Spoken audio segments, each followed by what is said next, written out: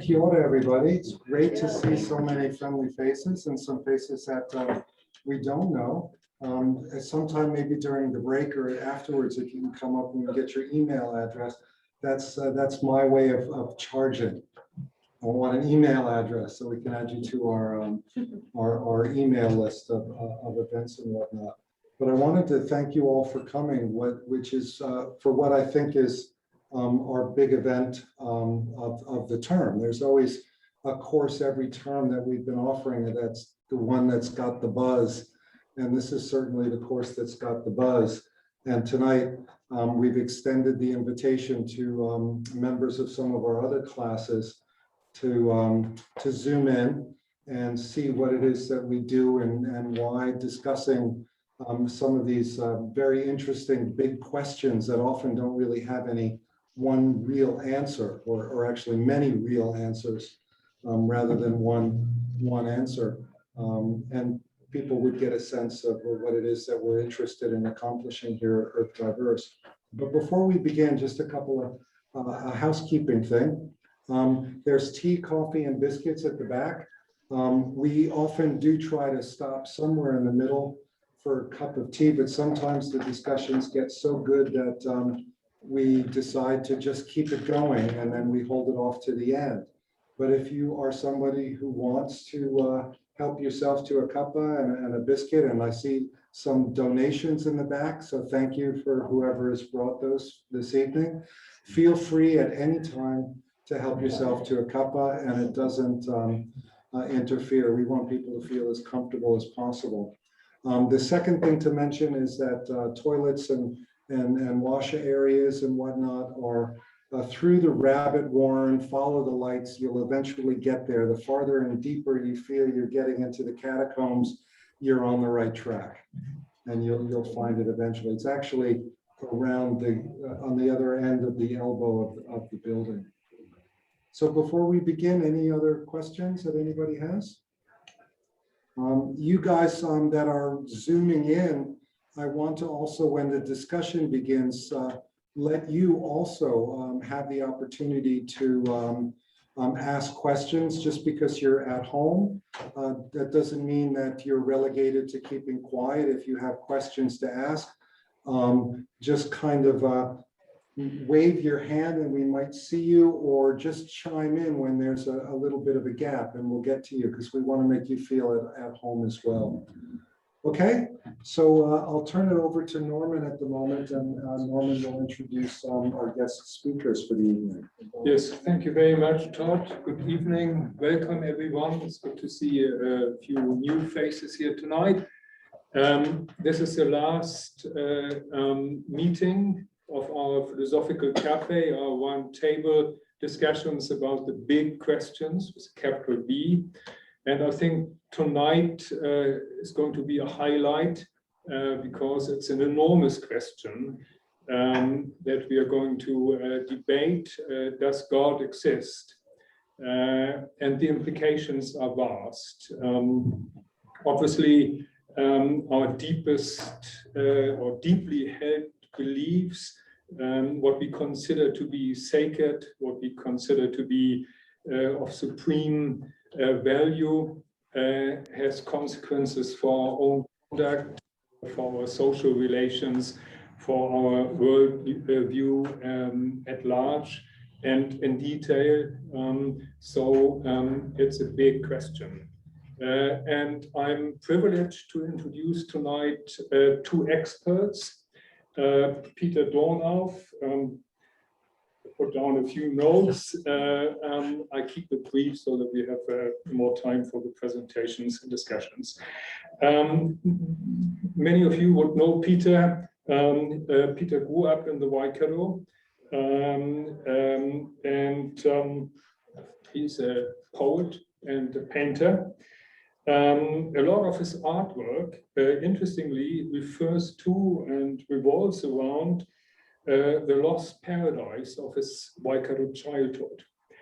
In his novel, Days of Grass, to the best of my knowledge, the only University of Waikato campus novel, One of the main protagonists is a young man from the rural Waikato.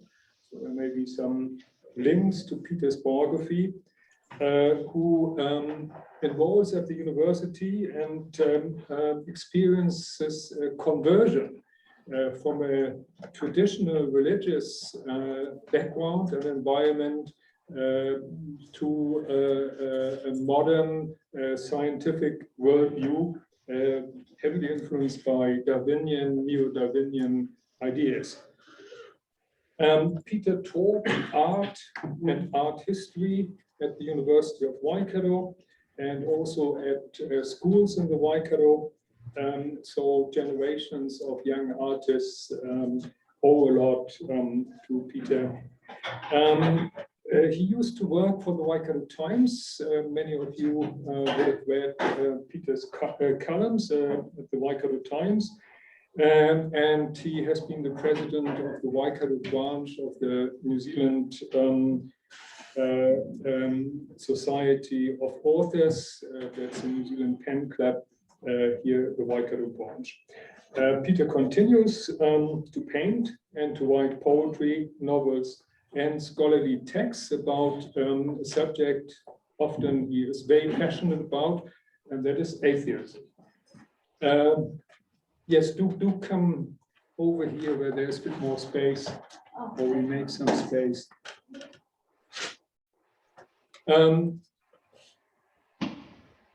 I would also like to introduce David Moxon. It's a great pleasure and privilege to have David here tonight.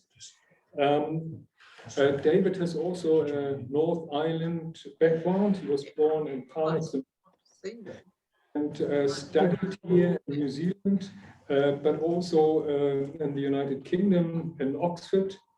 He was a voluntary youth worker in Fiji before he became a priest.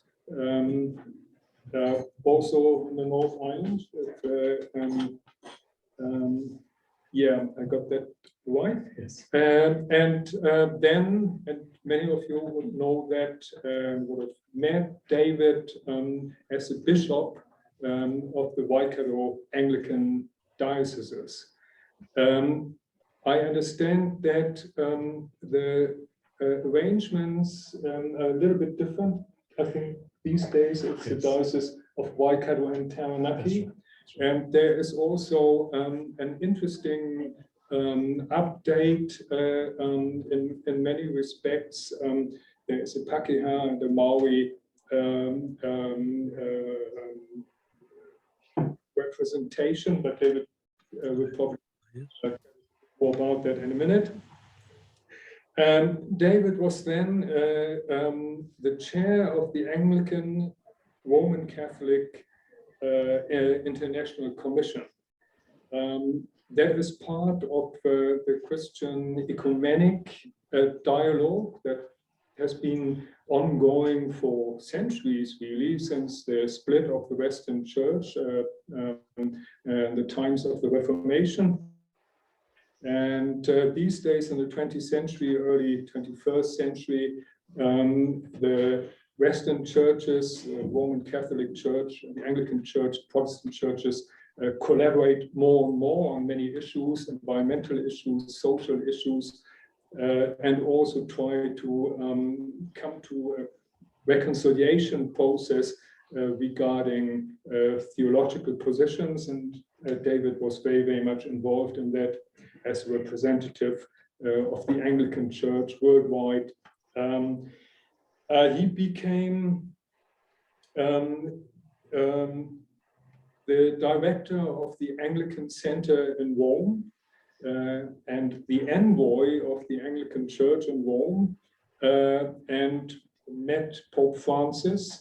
And I heard through the grapevine that Pope Francis is actually a friend. So it was not just a diplomatic mission, but it turned into a personal friendship. Perhaps we'll hear a little bit about that as well later. Yes, I could add a lot about the biographies, and I would like to invite you both to say a little bit more perhaps about your personal backgrounds, also where it's pertinent to our big question tonight. And yeah, I suggest we start with the first presentation. Peter, please, yeah, if you could make a start. Sure. Please join me in welcoming both. Thank you, Norman. Wow, look at this. Full house. It's a great site, isn't it? It's a wonderful site. I have about 7 or 10 minutes, I think, to talk about this big topic. Small time, big topic. So I'm going to rush. I'm actually not going to kind of debate the issue, really. Although it might sound a little bit like that. What I'm going to do more than anything else is establish the lie of the land. We must have the lie of the land established. Otherwise, we're not going to say, the things we say are not going to be in context, and maybe not even intelligent things. Knowing the lie of the land. And I have 7 things to say about that, because 7 is God's favorite number. Okay, so question number 1, point number 1. Why are we even asking the question, why does God exist? Because 100, 200 years ago, the question would have been deemed rude, inappropriate, in fact, unnecessary. That God existed would have been completely self-evident and completely taken for granted among at least 99% of the population. No question, God exists. What are you talking about? He doesn't know. Yeah, 100, 200 years ago. So why are we asking the question today? And the reason is things have happened since then. Times have radically changed. We live in a different world. We live in a world after Charles Darwin. Huge, major impact on our conception about the world and the universe. Perhaps even more important than that, we live in a world that is after Edward Hubble. We suddenly realized that we weren't the only galaxy in the universe. Major change, major shift in our thinking. Like it or not, the cosmos we inhabit has become unfriendly to the existence of gods. Astronomically, biologically, cosmologically, unfriendly. Not only are they not needed to explain anything anymore, they don't kind of fit inside the universe that we know it today. So that's point 1. Point 2, historically, particularly in the 20th century, history has given us pause to consider the efficacy of God against a background of gargantuan horror involving the mass extermination of people, the Jewish Holocaust, the communist pogroms, which has seen millions of men, women, and children wiped off the face of the earth. And people rightly have reacted to this and asked questions about the morality of the God who could stand by and do nothing in the face of this. People want a God who is morally worthy. And they have weighed Jehovah in the balance and found him wanting. And my third point is even religious thinkers today have realized that the game is up. It is simply too implausible to continue to believe that God exists. But here comes the interpreters. They don't want to give up the word God. Instead, they translate it into something more human, more plausible, more palatable. They suck all the supernatural juice out of the word and convert it into something merely human, like God equals human values.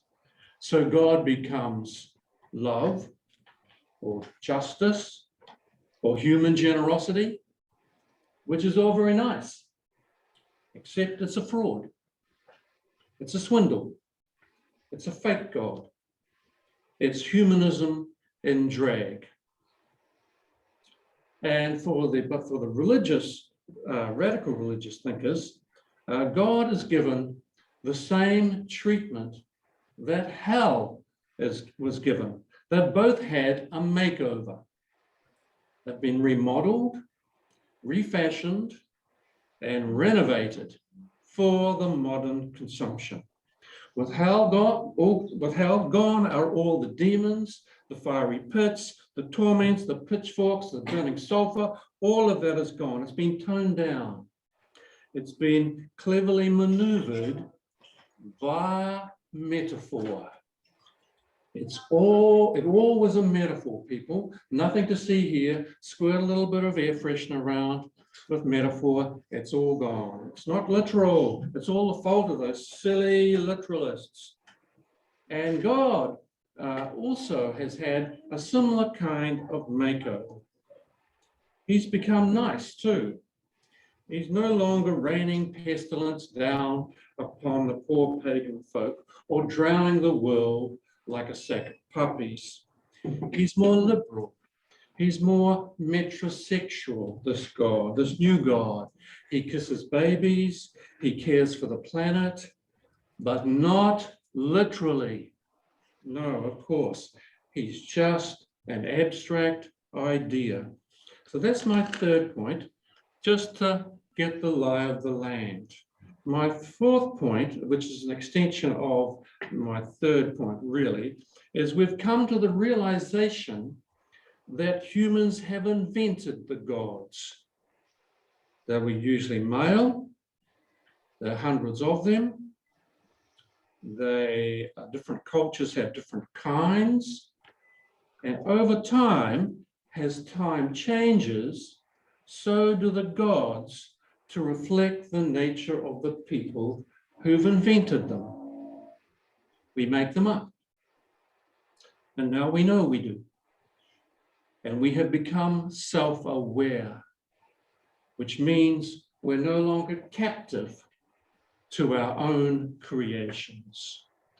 Now, my fifth argument is, not my argument, I shouldn't say that. My fifth point is that all the standard arguments for the existence of God have been refuted, taken apart, and shown to be faulty. The ontological one, the cosmological one, which is referred to just here, the teleological one, that's gone, and the moral one is also gone. So the last refuge of the believer has seen them retreat into faith. I believe by faith. I trust, I hope. I don't know for sure, I have no proof, but I take a leap of faith, like the Danish theologian Kierkegaard, or Pascal, the French philosopher. He had a similar take on the subject, although his was more of a calculated bet. I bet that God exists. The faith, the problem with the faith thing is it takes us into dark places. It takes us into the place where Abraham has a knife to the throat of his son by faith. And more contemporary, it takes us to jihadist who has a knife to the throat of people he doesn't like by faith. It takes us into dark places by faith. There's a variation on that approach, and that is I've experienced God in my life. That's the mystic response. I know my Redeemer liveth. Well, yes, Freud would have something to say about those people, but that aside, the experience is one thing. The interpretation of that experience is entirely different. When the mystic experience can be chemically induced by hallucinogenic drugs, it should cause us to question the content of those states of mind. That's my fifth point, sixth point. I hope I'm not running out of time. I'm going well, am I? Okay, sixth point. God talk, language, huge. This is big. When it comes to God talk, there are at one end of the spectrum, the fundamentalists who believe God exists, that he really and truly exists, somewhere out there in the cosmos, as real as apple pie and stardust. Really, really there. Not metaphorically, really, literally there. Now, at the other end of the spectrum, we have the radicals who speak of God as merely a cipher for abstract ideas. God is simply a symbol for human love. And then in the middle, coming up through the middle, are the moderates who want a bob each way. They want their God to be more than an abstraction, more than an abstraction, but on the other hand, not too literal, anthropomorphic, so as to frighten the horses. How does this work? I'll just show you very, very quickly how it works, referring to the concept of heaven. When we speak about the reality of heaven, this is how Pope John Paul II danced around the subject of the existence of heaven. And I'll quote to you. It is not a place just above the clouds, but nor is it simply an abstraction. What exactly is it? Is anyone's guess. But this is the kind of ambiguity and obfuscation employed by the church today to dodge and weave its way between affirmation and denial. It leaves the believers scratching their heads and critics shaking theirs. This is a ploy specifically designed to avoid disconfirmation.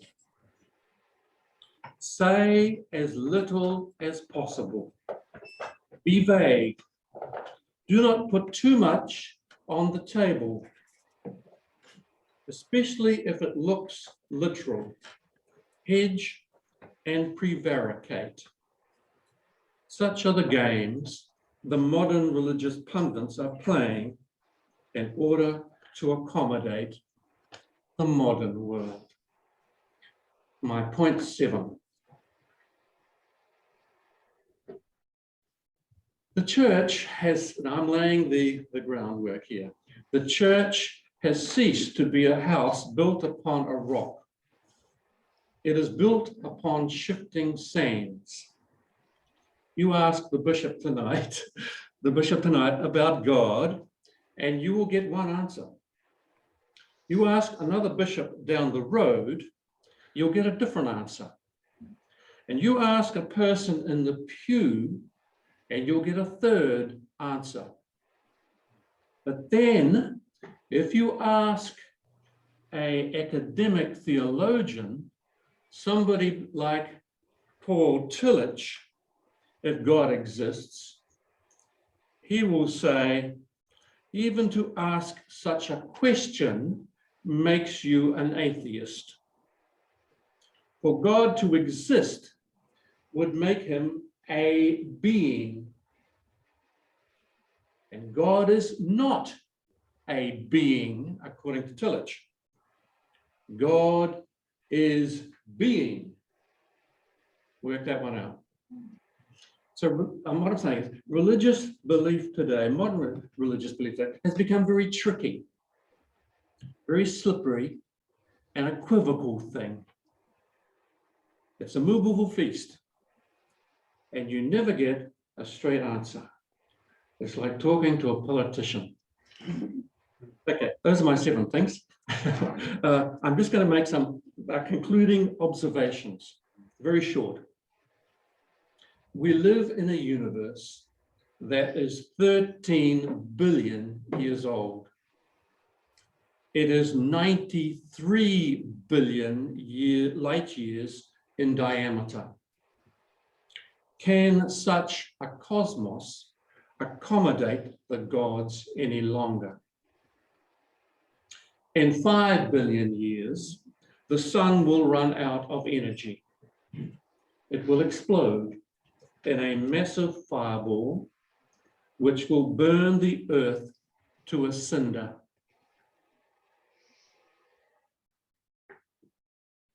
If civilization has lasted that long, my pick is that just before it happens, everyone will start seriously doubting the existence of God.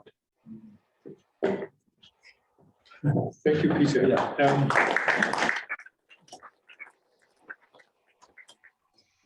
Right. I think we should grant David a little bit more time too, so that we get about even presentations, and then we continue with our discussion. Before we discuss things, may I remind everyone we're dealing with deeply held beliefs, so tolerance, sensitivity, that is particularly important tonight. And now over to David about the existence of God. Give me just 2 minutes while we resolve a tech issue. My memory stick got into difficulty, so I'm trying a laptop to see, but if it doesn't work with PowerPoint, that's okay. I'll just. Is it on that laptop? It's on this laptop, and we can just. We'll just switch. Let me get out of this. Jump there to. Yes, I'll do that. Excuse me. While I'm doing this, I'll say something. I appreciate very much the forum for this evening, because I'm used to seeing gladiatorial debates of 3 on one side and 3 on the other, say Oxford Union style, where the object of each party is to simply destroy the other's arguments. So it is a gladiatorial encounter, because I think the way you've structured things tonight is 2 of us presenting different perspectives, and then the plenary works with what's been said. I think it's much more civilized and gracious, and I think we get a very rich source of material to do that from this particular perspective. So I'm very grateful for that indeed. Just going to see if we can restore this.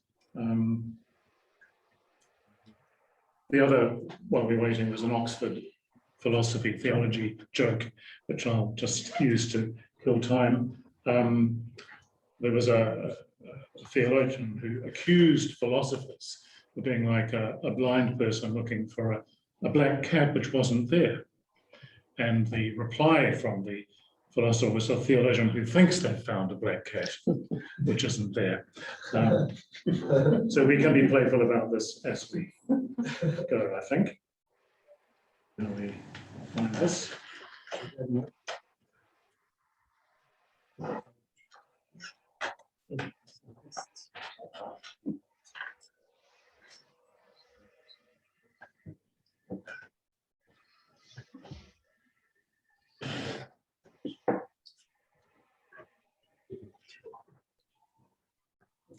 find her eventually. Yes, God does God exist. Yeah, I've got the. We're linking. Trying to see if we can do it. Your Okay. computer. Thank off. Said that he exists. Also, can I just to fill time as well? I love this room. I think it's the perfect venue to talk about these things because you've got a diverse, a kaleidoscopic set of images, which surely theology and philosophy are playing with all the time. It's not monochrome. It's not black and white. It's a kaleidoscopic rainbow type discussion, and couldn't be a better venue. I'm told that the arrangement of the table is a little bit like the round table. Is that right? So I'm looking forward more to what you have to say than what I do. Really. So. Are you going to be discussing many different gods, or are you going to try to stay within your realm of expertise? I'm just taking the topic, does God exist, from a Christian. Cool. Which we've had a very good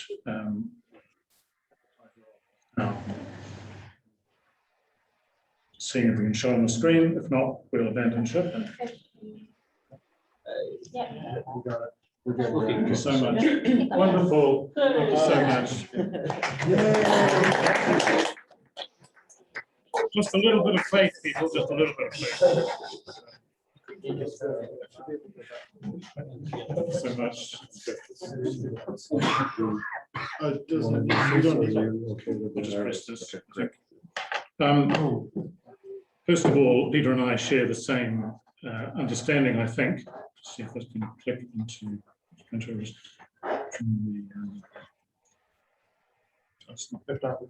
Yeah. Can we try the remote? See if it does it.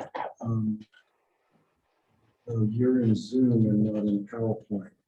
So have you shared the screen or? Yeah, sure. So if you push the arrow on the side, it'll make it move. So all you have to do, if you saw, there's an arrow there, in the bottom of the screen. Can you see? Oh, I see. Oh, yeah. Yeah, you just have Okay. to press that one. Yeah. There you go. Paul, thank you so much.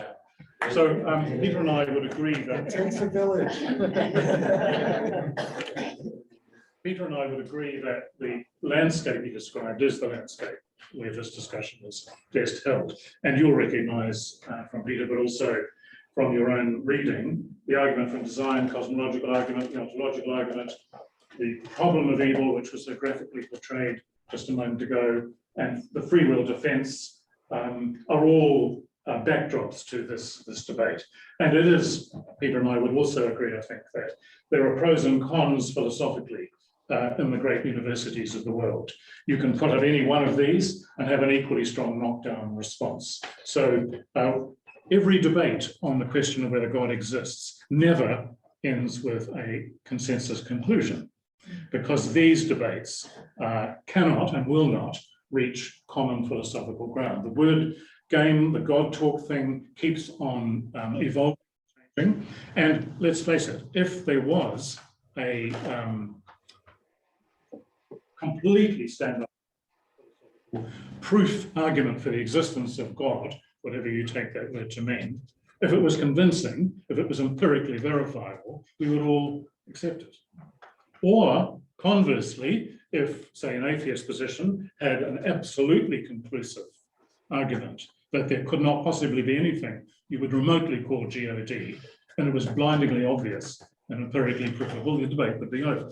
But the debate isn't over, the debate goes on, and here are two of the great debaters, both from Oxford, one a professor of biology on the bottom left, you'll know him, Richard Dawkins, Why God Almost Certainly Doesn't Exist, or the great spaghetti monster in the sky, and a colleague of mine, Reverend Dr. Keith Ward, who's a philosopher from Oxford, who thinks that Richard is not convincing. He thinks that Richard has moved from biology into philosophy with a morphing of categories that don't work, whereas Richard thinks that Keith doesn't really get to grips with the nitty-gritty of biology itself. And so that goes on. So let me just very quickly talk about Keith's point of view as a philosopher about the question of whether God exists. He says that the general laws that cause subatomic particles to assemble in fairly stable atoms, which in turn assemble into long and complex self-replicating molecules, which form codes for assembling proteins into organic bodies that replicate and become, over time, increasingly adapted to their environment, so that hugely intricate and complex organisms emerge, live, and reproduce, just as the result of the operation of a few simple general laws and a simple set of subatomic particles. And he asks the question, why does anything exist at all with this kind of emergent nesting and evolution, use that word quite happily, of life itself? Now, Richard replies, although there's no purpose to this process, if some intelligent creator that was being itself, as we've heard from Tillich, did have the purpose of producing intelligent carbon-based life by a gradual process of ever more complex physical processes, then the evolutionary process is an excellent way to achieve that purpose. But, Richard says, as you know, this universal intelligence, this wisdom, this ontos does not exist. The cosmos is a random emergence of phenomena, and life is highly improbable, but it happened. For some reason we will never fathom, without a knowable cause or reason. So you've got these two, both highly educated, both world-class writers and authors, not being capable of convincing each other. And that, I think, is the main first point I want to make, that the question, does God exist, is answered by a faith position either way. Richard believes that there cannot possibly be a cosmic intelligence or value-bearing purpose or a sense of ontos that emerges and exfoliates in the vast limits of the cosmos and the many cosmoses there are. Whereas Keith thinks that there is most definitely a kind of principled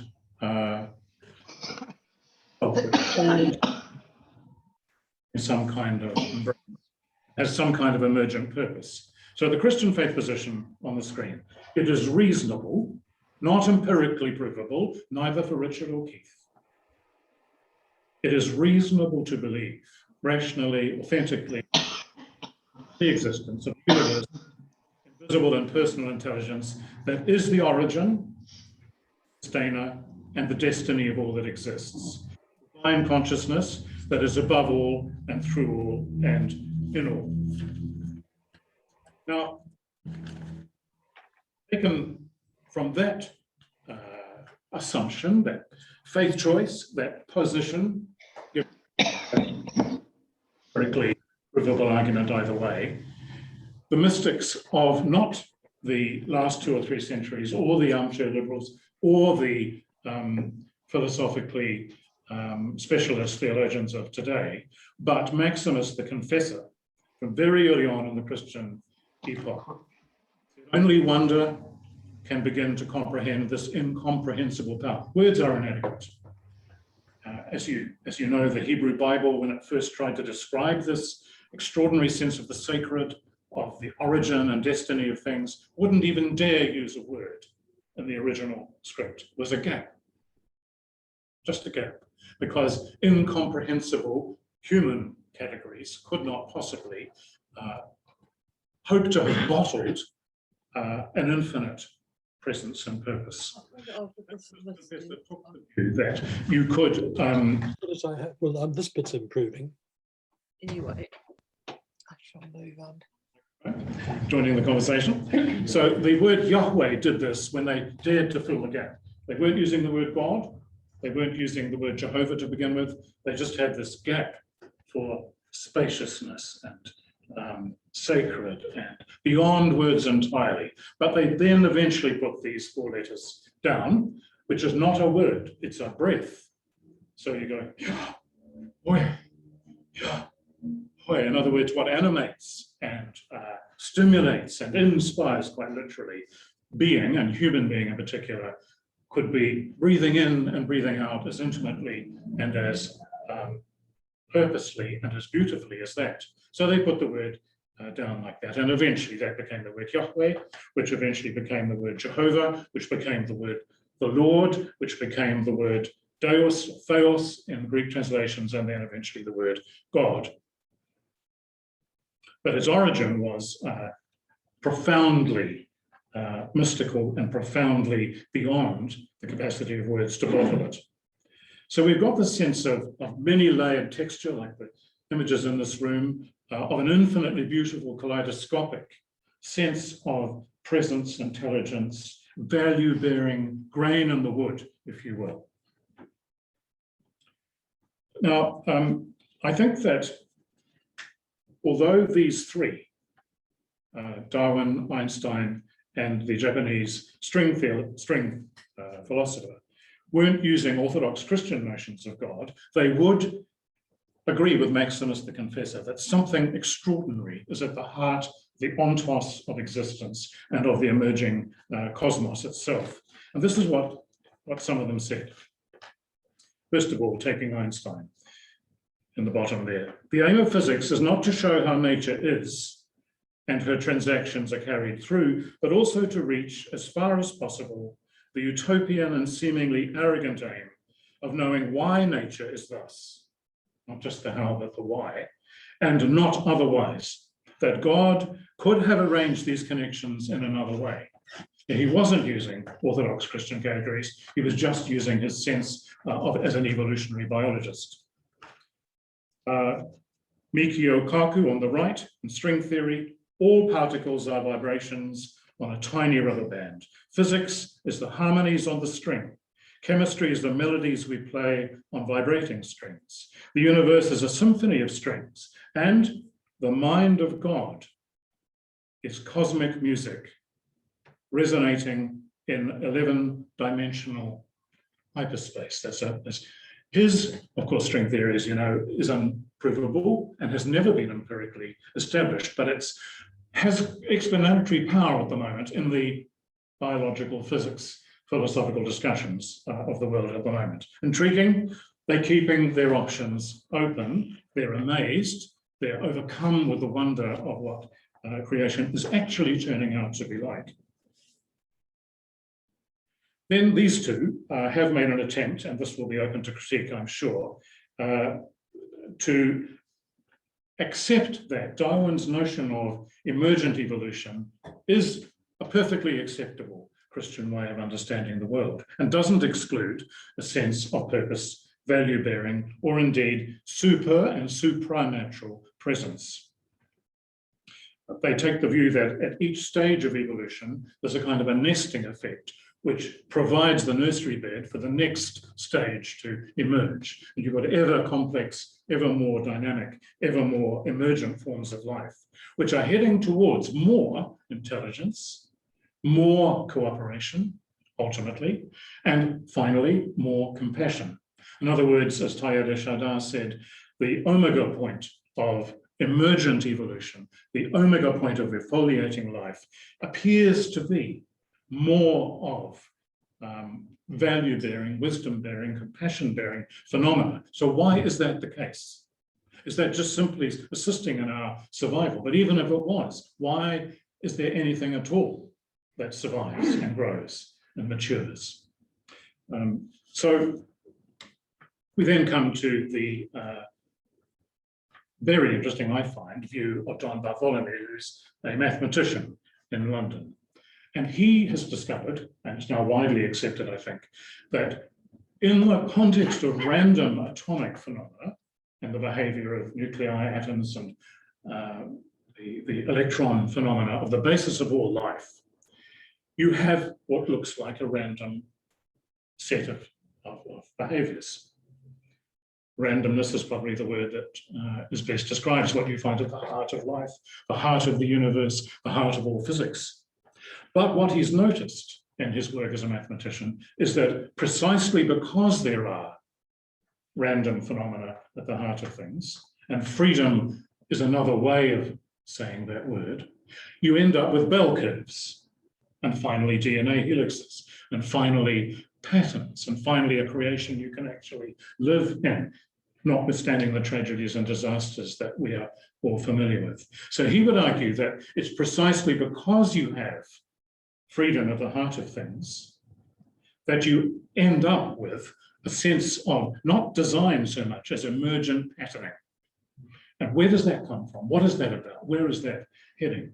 That does, he argues, suggest a presence, an intelligence beyond words, beyond religions actually, beyond dogmas and beyond creeds, which is always, as Jung said, there, recognized or not. A physicist at Cambridge, Polkinghorne, takes the same view about the nature of physics. You know, the new physics got us into an area where 1 and 1 no longer equal 2. The more you move out onto the very edges of physics, the more you end up into other dimensions entirely, and they go on evolving and emerging. He says there's a mystery at the heart of physics and mathematics, which for him, the word God is the best explanation. It's a choice, it's a faith position. It's not a stand-up, knock-down empirical proof. But in his case, as a physicist, it's a profoundly intuitive, reasonable faith choice to make. Karen Armstrong, the greatest work probably on the current religious diversity of the world, takes the view that if you look closely at the beating heart of most of the great faith traditions, you find the emergence of compassion, the teaching of compassion, the attempt to live compassion, to feel with. And at the heart of life is not, as Donald Trump tried to insinuate, the survival of the most competitive or the most ruthless, but the survival of the most cooperative. What you find in wolf packs even, which are quoted by some people as dog eat dog world, or, you know, it's best to be a wolf because everything else gets eaten. What you find at the heart of a wolf pack is an intensely cooperative and highly nurturative nesting effect. And that's why they ultimately survive. So we have the faith position here of the two Marys and Jesus of Nazareth emerging with compassion on their mind and compassion in their lives, and respecting individual freedom, the kind of things that I've just previously discussed, a sense of purpose, a sense of wisdom, and a sense of community. So from the Christian faith position, we say God exists as a close personal presence, as Abba, drawing people into deeper levels of spiritual intimacy. This is supranatural and supernatural, but these are words, of course, that are inadequate. 2.382 billion people at the moment think this is a reasonable position to hold. Now that's, of course, the Christian position, but if you take the faith traditions of the world, which are as diverse as the colors in this room, you get up to about 80% of the Earth's population by intuition, by profound instinct, by reasonable self-explanation. So God exists as an experience within radical community, witnessing hospitality to others, global consciousness, non-violence, and proactive compassion. If we took Christ seriously, Crusades didn't. The Spanish Inquisition didn't. Some of the most disastrous wars in the world completely ignored the teachings of Christ or the Buddha, or the values of the Hindu world, or the values of the Jewish world. God exists as a creative energy for reconciliation, healing, and redeeming. This isn't a confection of an armchair liberal today. This comes from the profoundly experiential action, reflection, life story of 3,000 years of human experience, orientated to liberation and justice. And look at Moses. Look at the desire, although the Bible's got some highly questionable remarks about slavery in some places, the engine driver of the liberation of the people of Israel is justice and peace through the liberation of a whole nation of slaves. Creation is a sacred garden, as a call to live sustainably and interdependently is one of the basic Christian faith positions. Franciscan position, I won't read this because of the time, but you can see there on the screen that revolution that Francis and Clare brought to Assisi captured the imagination of thousands and eventually millions of people, because it was intuitively not only humanist, but also mystical, also bigger than the words, also wonderful in the sense of its transformative and liberation power. We have it in Aotearoa. Te Whiti thought that the Sermon on the Mount was the only way forward for Taranaki. And in the end, he is slowly being vindicated, as we know. Nobody remembers the name of the captain of militia who rode down the flower-bearing children in Parihaka. But there's a song about this guy because something bigger than him was at stake, and something came through almost beyond words that changed Aotearoa. Mother Maria Sepharbea at Hiruharama in Jerusalem, her case is before the Vatican at the moment as a saint. She was asked about whether she wanted to make people Catholics or whether she wanted people to say the rosary or whether she wanted to believe this and that. And she steadfastly refused to get into dogma and creeds and church hierarchies and popes. She just met people where they were. That's the Karen Armstrong point about compassion. We have these witnesses, I won't go through them, but Dorothy Day, Martin Luther King, Desmond Tutu. Why did they believe God exists?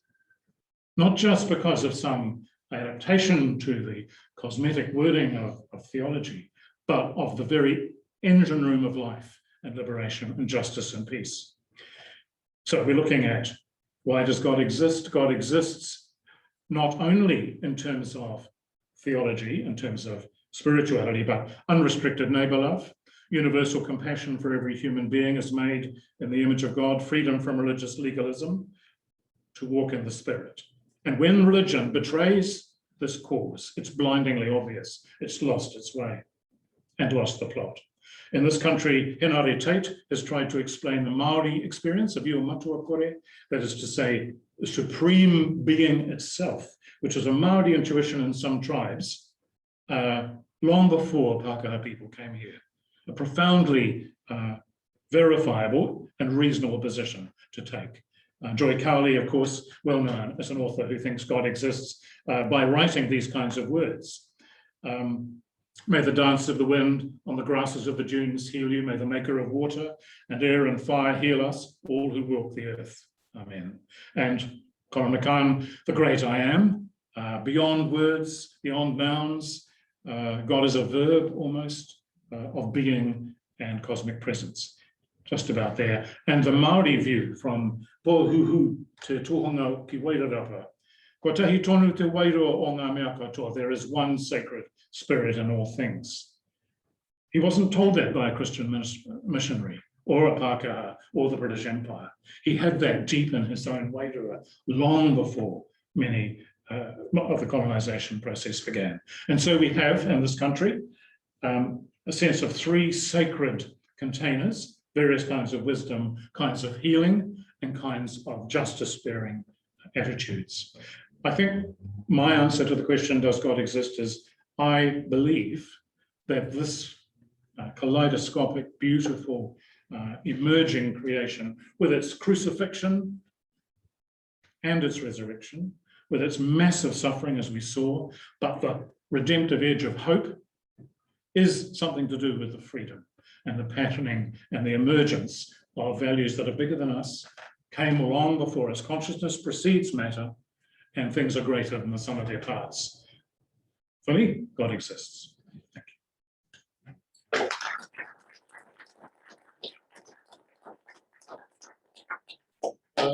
you.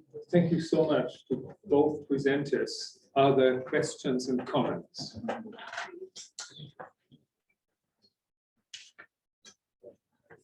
Could you please restate your point about why a faith-based argument is irrelevant? Because I feel like he immediately jumped into the idea of faith.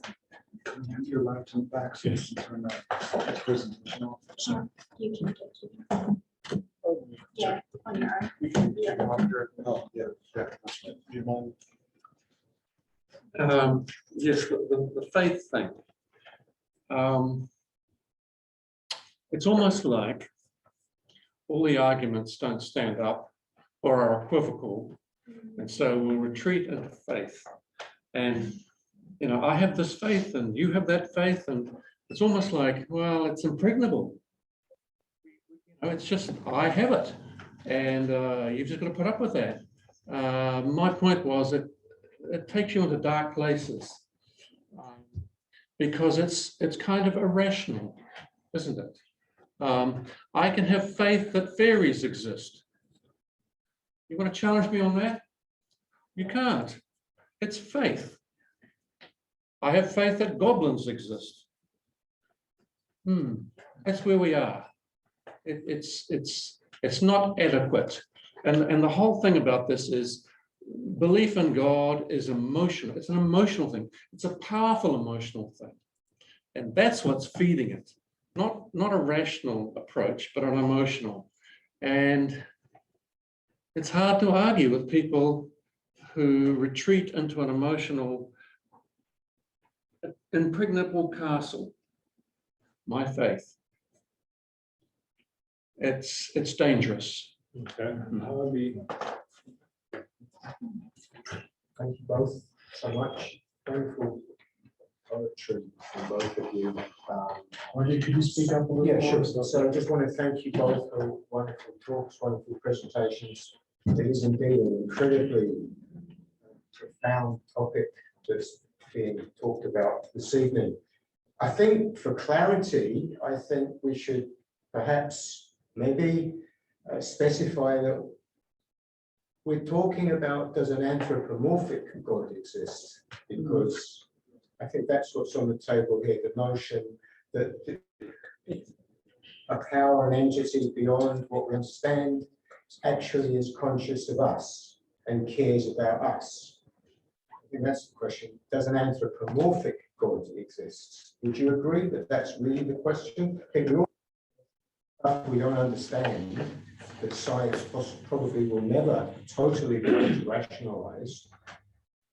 So and I think Epicurus around 400 BCE summed up the notion, or his understanding, or his concerns about the anthropomorphic God that was being proposed, the Abrahamic God, is that if God is willing to defeat evil, but is unable, then he is not omnipotent. He also said, if God is able but not willing, then he's malevolent. If he's neither willing or able, then why call him God? So do you think that the real question is whether an anthropomorphic God exists? In other words, a God that's concerned about us, or conscious of us even.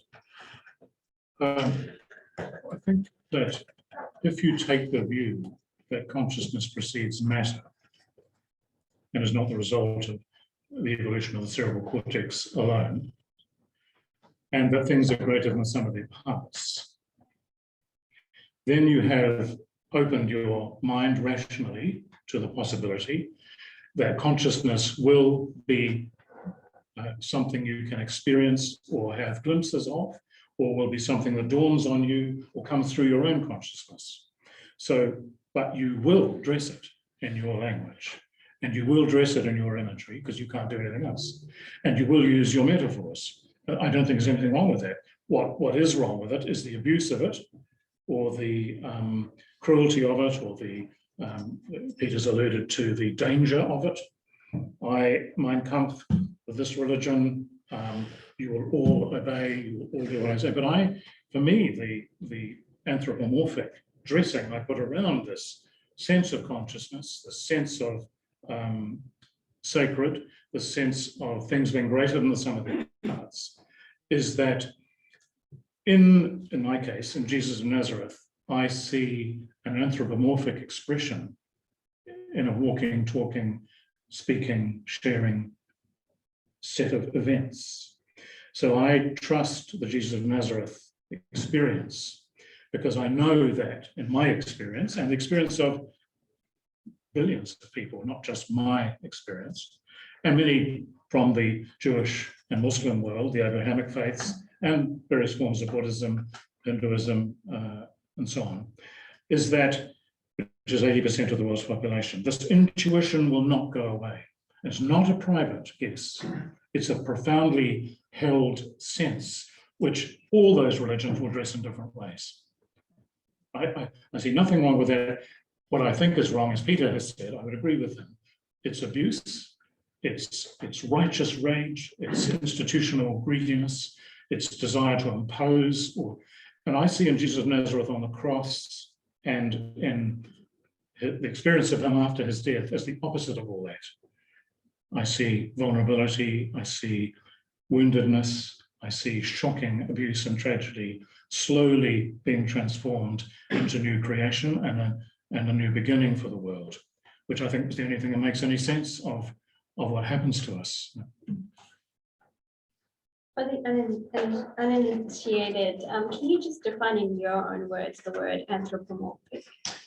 Yes, I think what you meant possibly was using language to put human imagery around something which is maybe bigger than that. You're saying God is like a lord, or God is like a mother, or God is something from your language bag, that you put those words around God. But God will always be apathetic. That is to say, even the word God itself, the word God, one of the traditions says, the word God comes from the German word hot, which was molten hot lead of a sacred image, which in the pre-Christian world got turned into the word God, which got turned into the word God, which got turned into the word theos and deus, and so on. And so you can't bottle this experience of the divine in an anthropomorphic three-letter word. But what you do use is it's a kind of a pointer, it's a reminder, it's an image.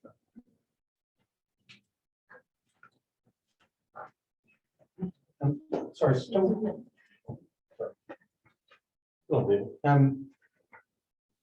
Same subject still. I probably misunderstood your question, but my misunderstanding might lead to something else. God means, or seems to mean, a lot of different things to a lot of different people. They package God in different ways. I'm not uncomfortable with the word in any shape or form. I think traditionally, God or various gods have been imagined by people because they lack understanding, and they would like to have understanding. So basically talking about the unknown, and they've developed and devised gods for that. And as time progresses, we learn a little bit more about stuff, and so we don't quite need gods for all of that now. But the question I want to ask is, this is where I struggle. A kind of a pantheistic situation is not beyond my ability to fit into my comfortable mind, but the notion of personal God that pays attention to, concerns God's self with their day-to-day activities and decisions, and intervenes as considered appropriate by God, I can't buy it. It's too hard. I need that taken away. I'm not asking you to change the thing. That just kills it for me. And it seems to me that most of this is the word of men claiming to be reporting the word of God. Just putting it out there. Quickly following on from that point, what is the point of prayer? If he's saying that God is this being that intervenes, if you're going to say that he doesn't intervene, which I think might be your response, then what's the point of prayer?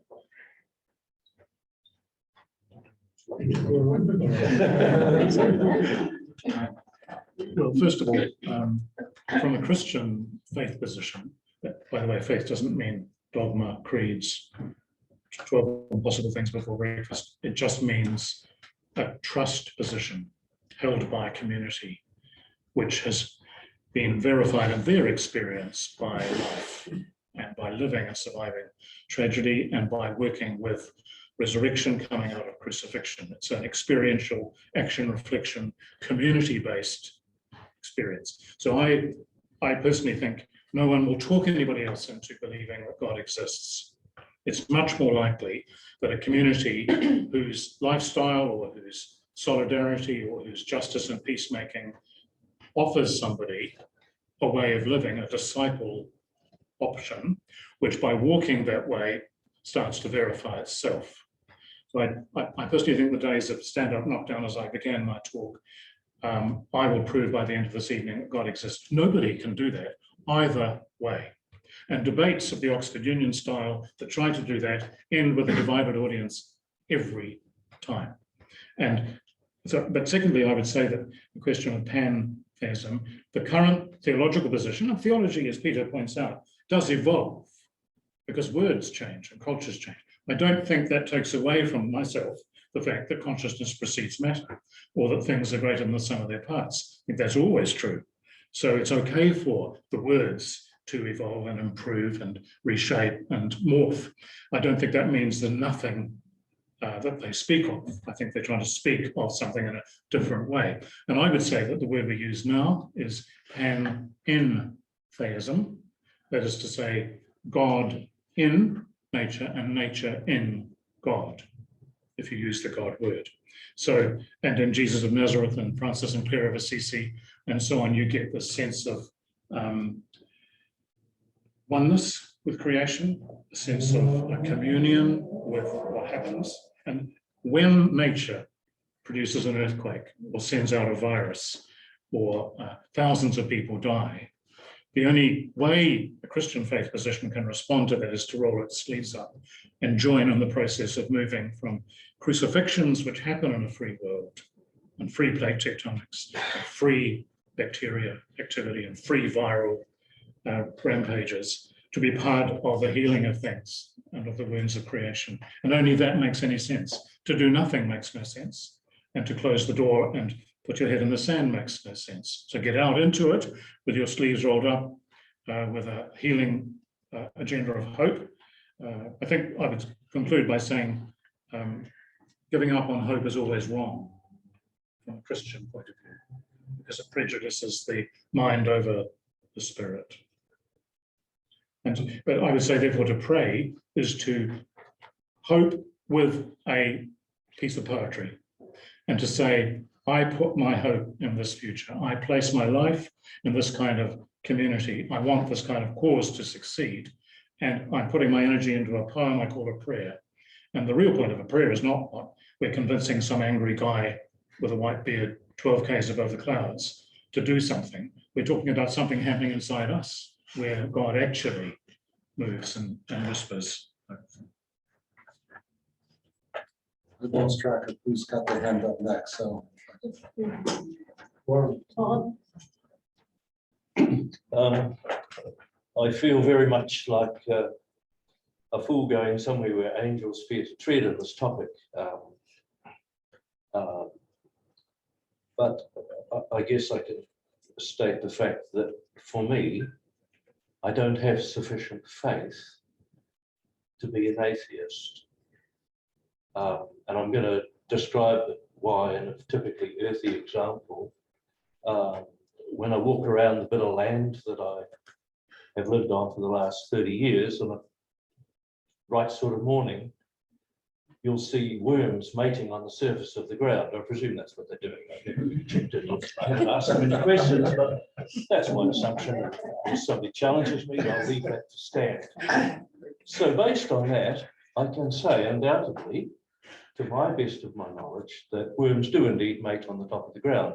I can't, on the other hand, based on that information, say that worms don't mate under the ground, because I haven't seen. So my faith in terms of does God exist does not extend to saying there is no God. Do I understand it? No. Do I feel something when I look up at the sky, feel very insignificant and sense a vastness and a purpose around me? Yes.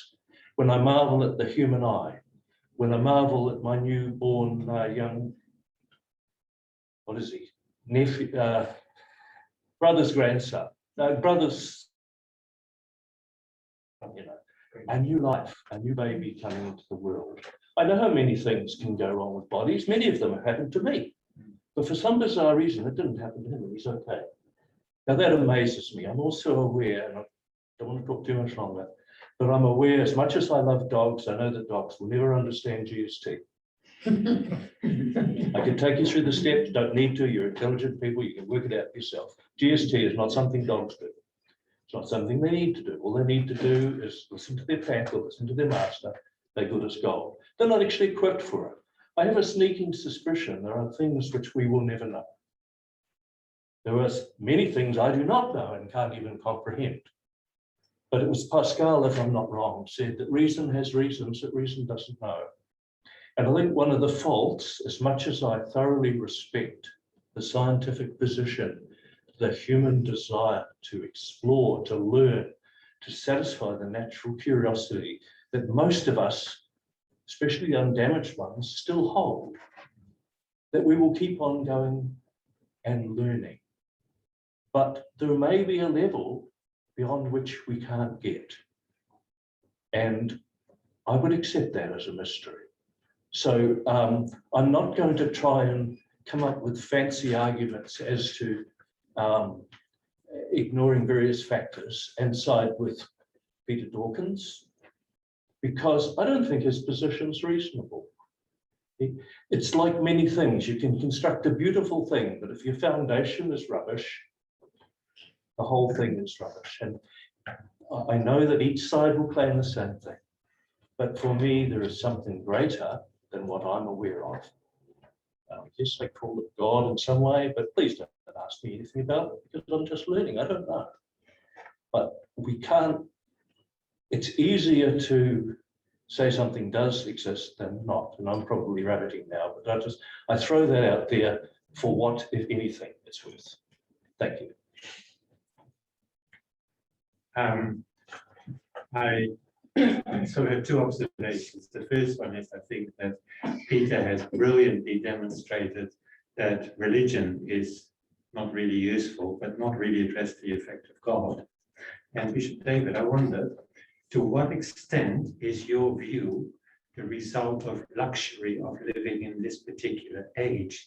I would suggest that 500 years ago you would have been toasted next to Bishop Lord.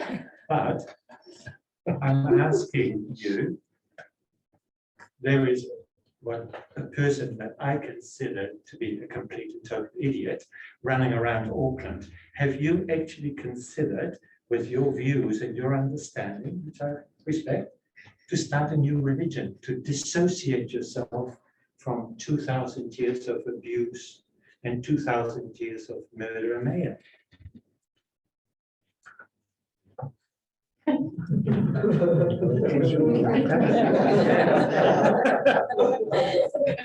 This looks like a round table, but it's very rectangular.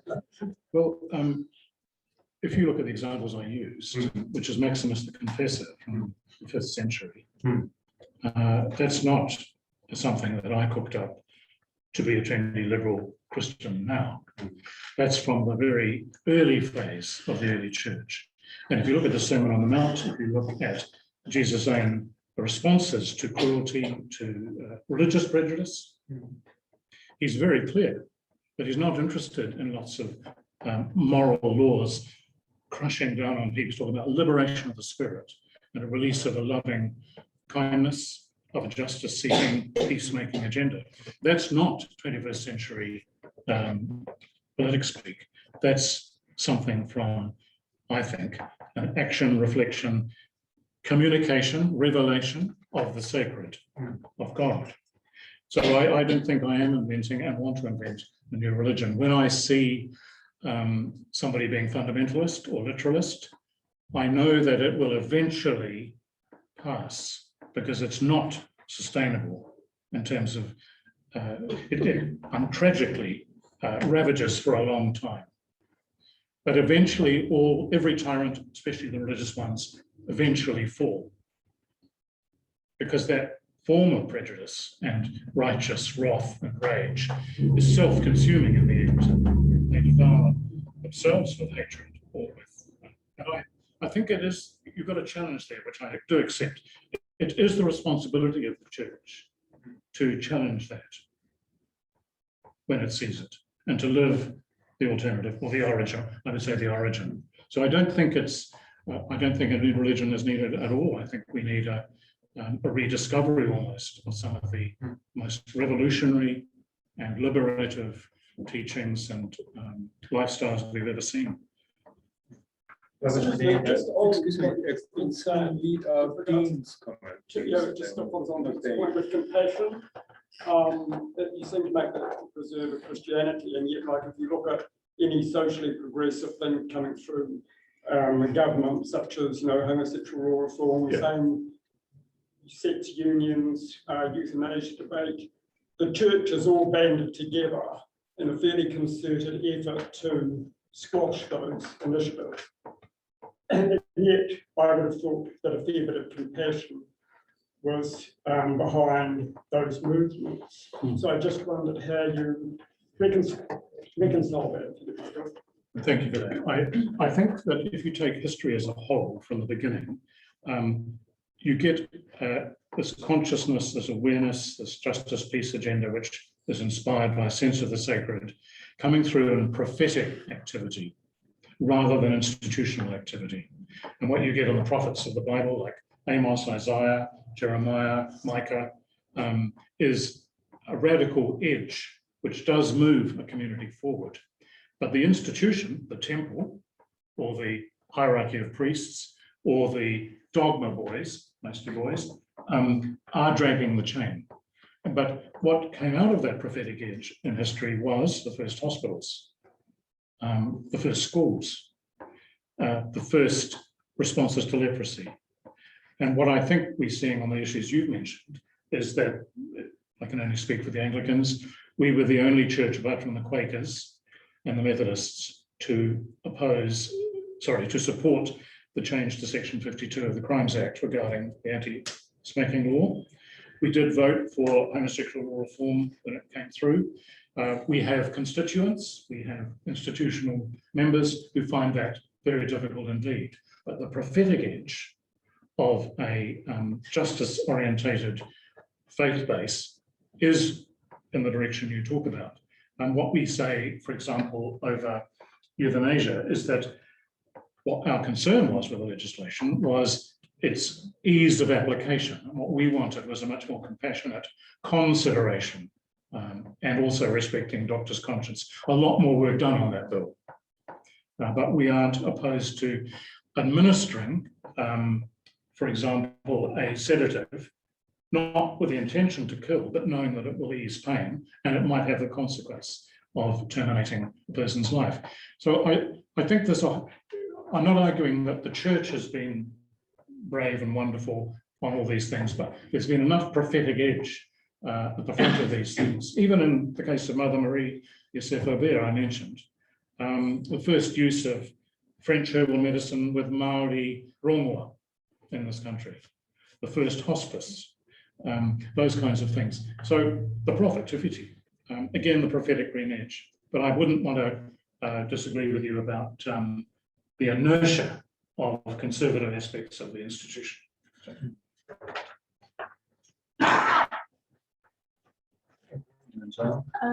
Could I, a bit of clarification, actually. I just wanted to understand what you were talking about when you referred to consciousness before mind, the argument that you were saying. I'm coming from a more of a biological viewpoint, so I just want to better understand where you're coming from.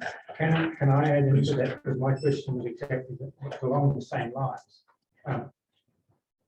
Bishop has sort of outlined humanistic aspects of all the stuff that we all take as our common heritage.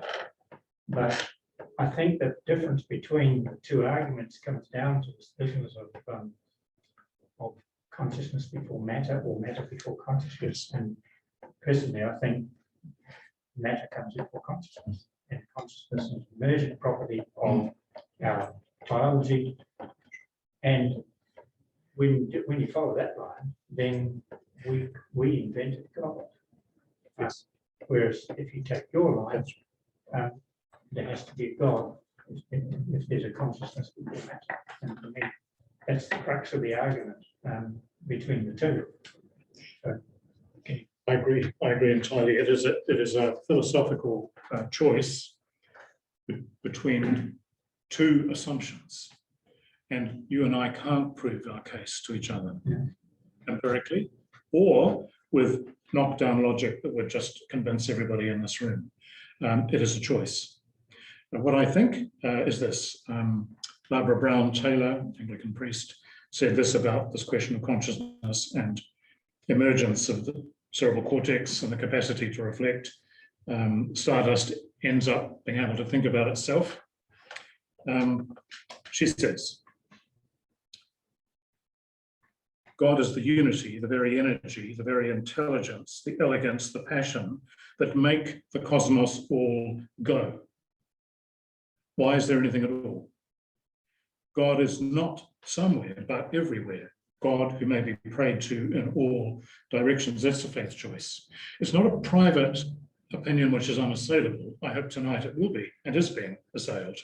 But it is the intuitive wisdom of billions of people who think that it makes much more sense, much more reasonable explanation of why there's a cosmos at all. And it's a philosophical choice. I think all the old arguments of first cause and what happens if you find a watch in the middle of nowhere, there must be a watchmaker, and there's as much chance of creation emerging without design as a hurricane blowing through a junkyard producing a 747. I mean, all those kinds of things are impressive, but have been countered by strong philosophical debate. But I just have, and so does most of the people on the earth, have a sense that there is grain in the wood, and that even when the wood is chopped or burned, there's a way of healing, which is something about the givenness of the universe. I have a question for you, Peter. Where do you, I don't know if this is going to be the right adjective, but where do you find romance in your relationship with existence, considering the atheist perspective kind of shows existence to be some kind of bad joke? Yes. Where do I find meaning? Sure. Yes. There's a wonderful painting by Dick Frizzell, popular New Zealand artist. He says, "The meaning of life is us." Isn't that a wonderful response to that big question? Yes. We've projected the meanings out into the cosmos, haven't we? Up until now. I was just thinking before about, someone was saying, you know, the great mystery of it all, the great complexity of it all. Darwin was impressed by that too. Before he went on his little journey, he read Paley's book, and he was hugely impressed by what Paley wrote about. You know, you walk along a beach and you come across a watch lying there, and well, goodness me, how can that have happened there like that? Someone must have designed that. Well, someone did design that, but the watch is inorganic. And Darwin says, and later Darwin realized that Paley really got it wrong. He came up with another answer, which was a satisfactory answer.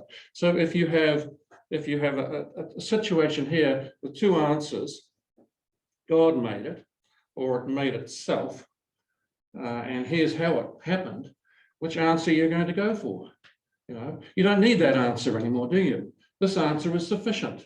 And to take that answer and put the other answer on top of it is superfluous.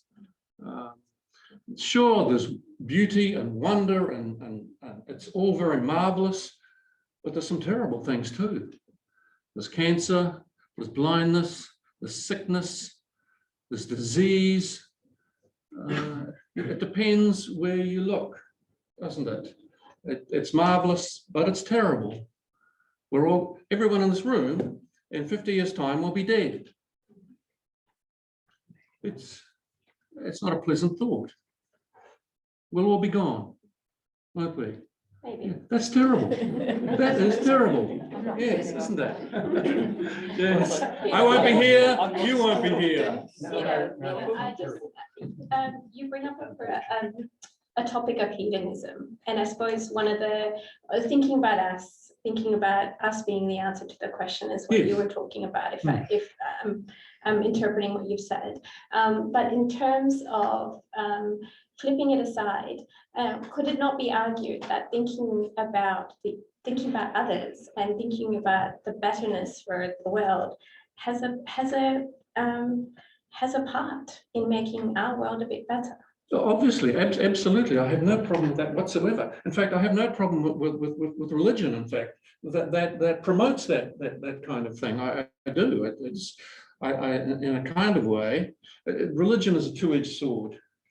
There's some wonderful things and some terrible things. So just put aside the terrible things that religion has done and think about all the good things. And I don't want to take that away from people at all. You know, I think communism that squashed religion was a bad thing. Actually, I think people should have the freedom to, you know, if you want to believe in God, that's fine. I don't want to take that away from you. Some people need religion. People need hope, and I don't want to take that off people. This world is hard enough to live in, isn't it? Absolutely, it's a struggle sometimes, and some of us get a lot of trouble. My parents were incredibly religious, and I never ever once argued with my parents about religion, not once. And when my mother was dying, I read to her from the Bible. She needed that. From the Psalms. Make it sound very, the atheist position, very doer.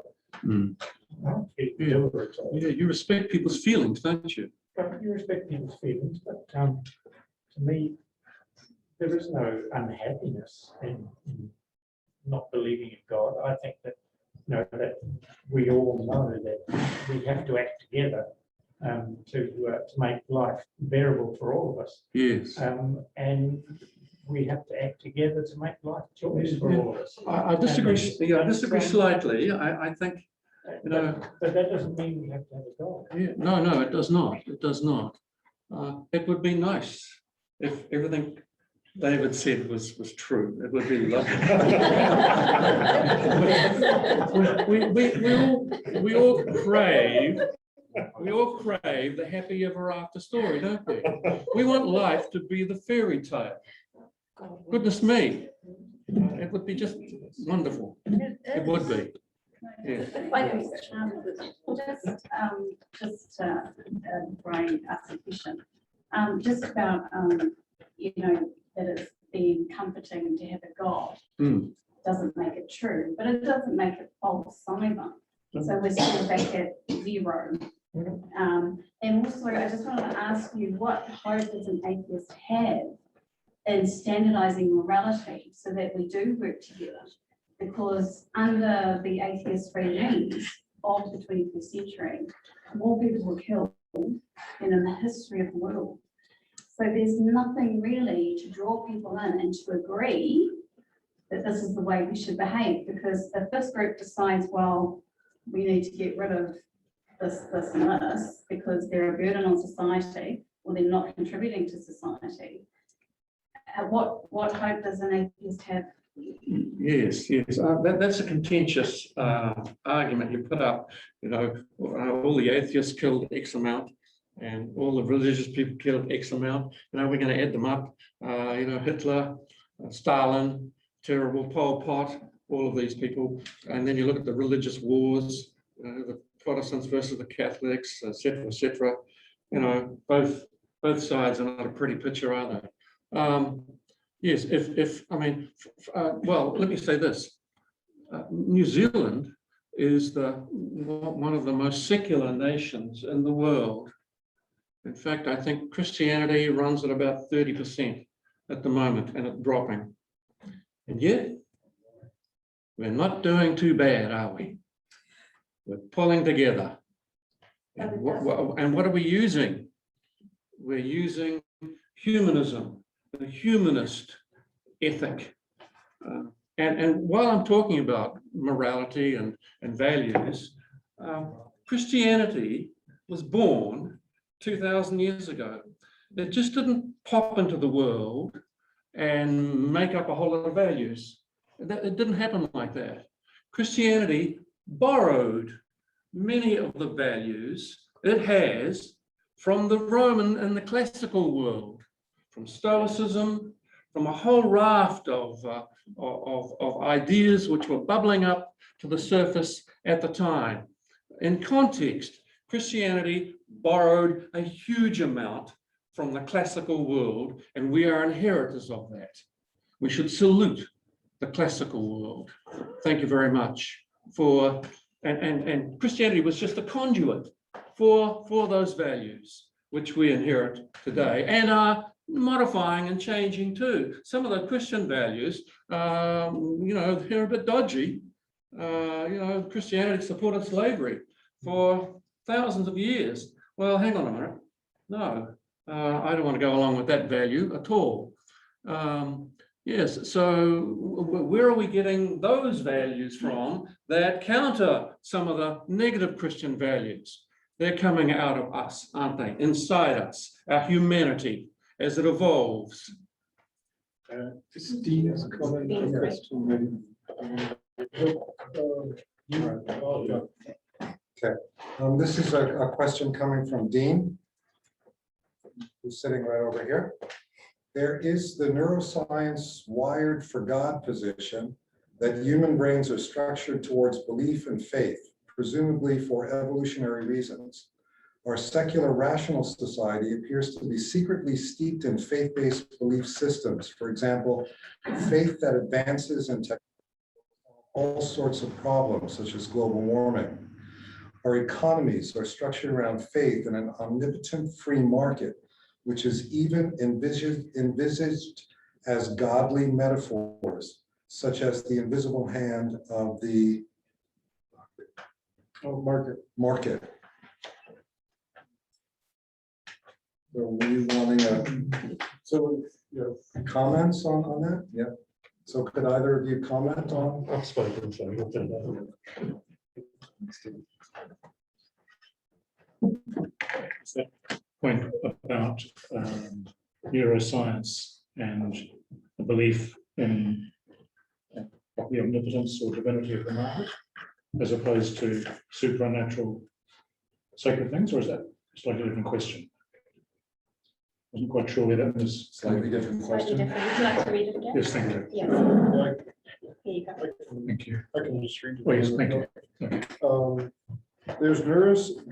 There is the neuroscience wired for God position that human brains are structured towards belief and faith, presumably for evolutionary reasons.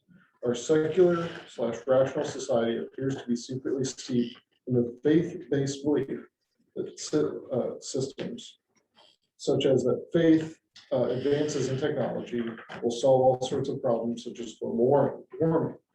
Our economies are structured around faith and not in an omnipotent free market, which is even envisaged using godly metaphors, such as the invisible hand of the market. I guess maybe the question is then that, is that a good position to be in? I think that's right. I think that the cerebral cortex, evolving as it did, and it's evolving as it does to completion about the age of 24, I think. School teachers correct me. Is that we are wired to higher thinking, and as we evolve, as we adapt, as we learn, as we have good education experiences, the drive to life, the drive to understand, the drive to improve, to grow is hardwired for sure. Life will always try to find a way of exfoliation and of evolution within itself. And I think that is wired. And I think it is probably well described as a faith position, because I can't prove to you that I will be able to climb Mount Taranaki next weekend until I do it. And there's something in me that wants to, I have done this, by the way, I've only just recovered, it was 20 years ago. But I can't prove it to you until I do it. So the faith that I will get to the summit, I will keep on keeping on, even though I was falling apart. That's of enormous, and one of the religious, I suppose, pepeha whakataureki is this: should not a human being outstretch their grasp, or what's a heaven for? There's always more. There's always greater than the sum of our parts. And just on the other point of Christianity and the terrible things that religion has done, which I entirely agree and entirely ashamed about. If you take the slavery example, it was William Wilberforce, who was a Christian politician, who was so appalled by, as Peter said, the church's track record in colonization of America, particularly, that drove him from the book of Exodus and from the Gospel of Luke to progress the slavery bill. That's what got the Clapham set going. And it was their Christian conscience and their shock at what the church's sin and wickedness had been in the colonizing process of African communities. That's what drove it. And I notice in my own experience of the church, there is always this greater impulse to prophetic, redemptive activity that never seems to go away. Take the Springbok tour, we talked about justice before. I don't know, in Hamilton, were you there? Man in a black cassock from St. John's Theological College carrying a cross onto the field. Now, most Christians were very worried that he did that. Now he's an icon.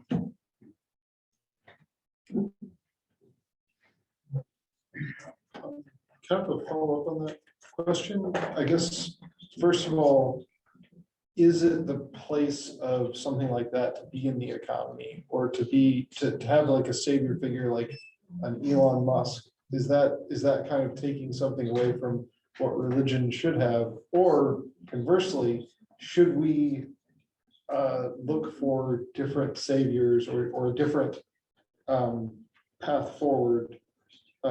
Should we view technology as something that shouldn't have that savior complex with it?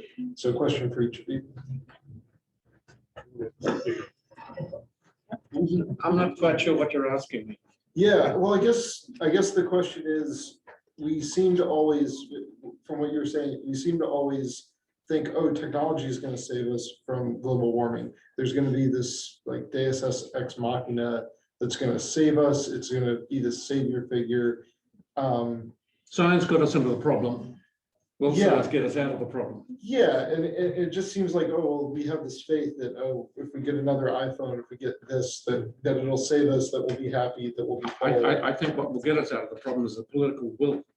And the political will is not there. We have weak world leaders who are looking after their own little nest and looking about 3 years ahead and thinking, will I be elected again? Rather than looking at the larger global picture. And that's the real problem. I think real action won't happen until government leaders are forced to do it. I'm quite cynical about a way forward politically. Yes, we're tinkering around the edges and pretending to do things. I think science has the potential to save us. It does. It needs the politicians to push that and take a lead. I just want to back a little bit. A lot of talk about faith, and all the comments have been excellent. I think we maybe missed the point, or perhaps we don't recognise instantly in ourselves how much we rely on faith. Doesn't matter whether it's faith in God or faith in your belief that there isn't a God. After donkey's years of careful consideration, as a critical rationalist, but mainly not my cleverness, the work of Dr. Karl Popper. Best that I've read, to even become, to adopt a modest critical rationalism still requires a step of faith. And that's why he didn't hold it forth as a theory that couldn't be contested. Even he knew it. And I'm suggesting that a lot of the adamant atheists, whether they're thinking in these terms or not, they've got faith, all right. They've got faith in their reason. And so there is, and they know that they've got their reason, but they also have a sense of just how powerful reason is as a force in the world. So there's something much bigger than them that they've got some faith in. Yeah. Do you have to have faith? Do you have to have faith in reason, though? Or I mean, here I am. My hand reaches out, and my hand is lifting up this glass, and then my hand puts it down again. I don't have faith that that happened, do I? No, I have evidence. I have evidence. We all saw it. We can confirm that happened. I don't have to have faith that that happened, do I? No, but if you're, for example, driving home, you've got to cross the river. It's an act of faith to drive onto that bridge. No, I don't, because I know that engineers have spent years and years learning how to do this and construct this building. I've over the years, I've seen cars go across again and again. I don't have to have faith when I drive across that. No, I have evidence that that building is going to, that structure is going to hold me because of all these other things, because of history, because of knowledge, because of not just that bridge, but a whole raft of bridges throughout the world, etc., etc. Yes, I'm not thinking, ooh, I hope this bridge won't collapse as I drive over. I'm having faith in the engineers here as I drive. I don't have that, no. Well, we have faith in a lot of things simply because we can't live checking everything. There's too much. So we've got to just take massive percentages of what goes on faith, that it'll stand up as it used to. What about faith in relationships? The faith in relationships. Our relationships. I say to my wife, you're stunning. Well, indeed, 49 years later, I still think she's stunning, though not quite the way I had anticipated. Isn't that faith? How do you know that I'm not carrying a knife here? We start, you meet someone, you start going out, there's a little bit of uncertainty, isn't there? Am I attracted? Is she attracted? As time goes on, confidence builds, and at a certain point, think, well, okay, well, let's make a go of this. And then other events happen, and your confidence builds, and faith is not needed any longer, is it? No, it just moves on. You have proof because of what she said, or what he did, or all those other things. Now, maybe 50 years down the track, all that might come undone, but essentially, we're basing our journey on experience, aren't we? We're relying on experience. I think it's really important to clarify this thing. You're saying. So let's define the word faith. In my humble opinion, faith is the acceptance of something for which there is no evidence. That's the key thing. Now, there is evidence.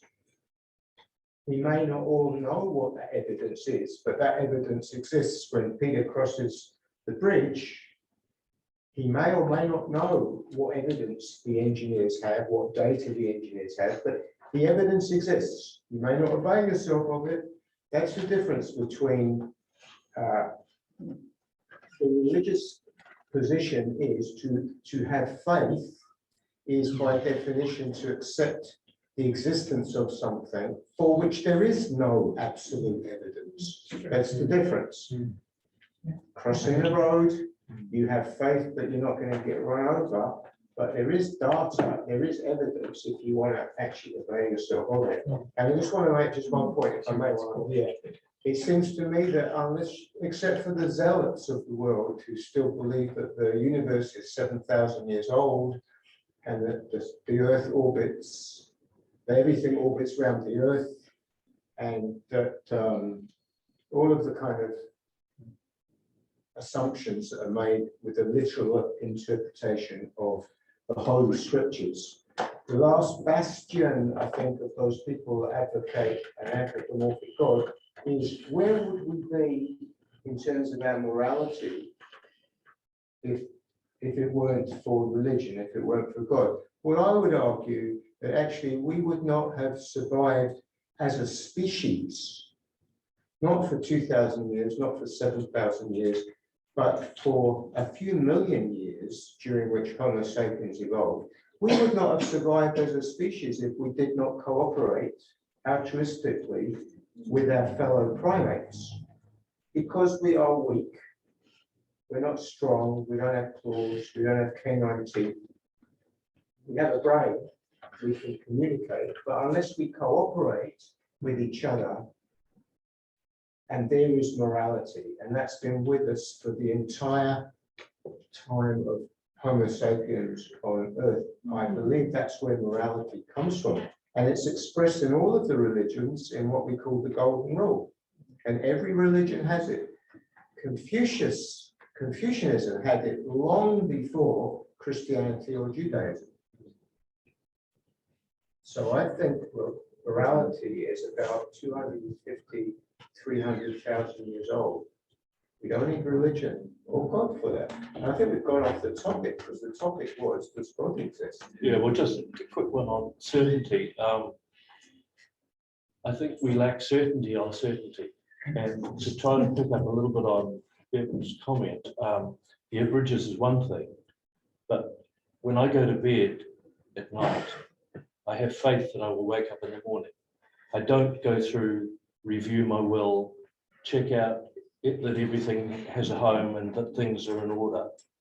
I go to bed with the faith that I will rise. There is no possible evidence for that because it's going to happen in future. And when somebody gets in an unwell headspace, they can lose that faith, that sense of hope, and decide that actually I'd better go now and do something concrete about it. So I'm just saying that faith is not something completely airy-fairy. There are things we don't know. Yeah, that's it. Just a question about faith. Are you saying that we can actually choose what we have faith in, that we actually have control over faith?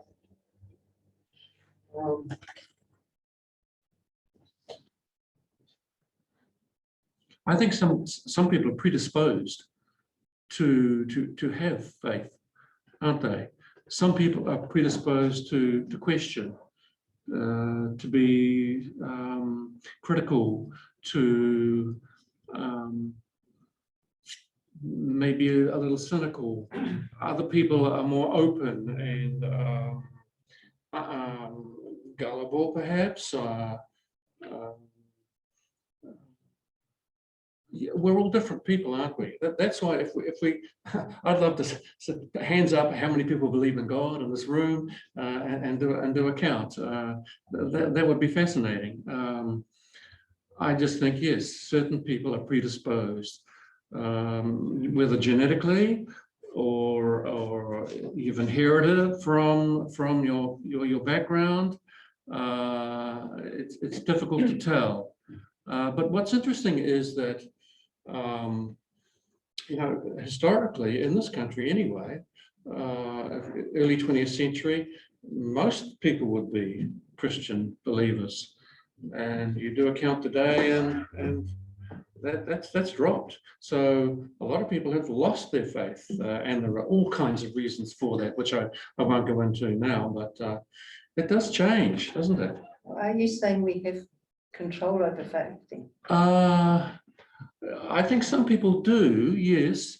You start off as a child and you have faith, don't you? And then you grow up, and it depends on what your experiences are, and then you start to question some, you read the works of philosophers and their background, and was it Nietzsche, I think, stopped believing in God when he was 14. Yes, it morphs and changes. I wonder what sort of. I'd be interested to know which way it goes. People lose their faith. Do people gain it later on as they get older? Sometimes they do. Sometimes they do. I was brought up Yes. without any of that, and had some sense of trying to figure things out. So Yes, you can't yes. just assume that That's human behavior, isn't it? That would be a fascinating study, wouldn't it? When did you lose it? Did you gain it again? Has it morphed?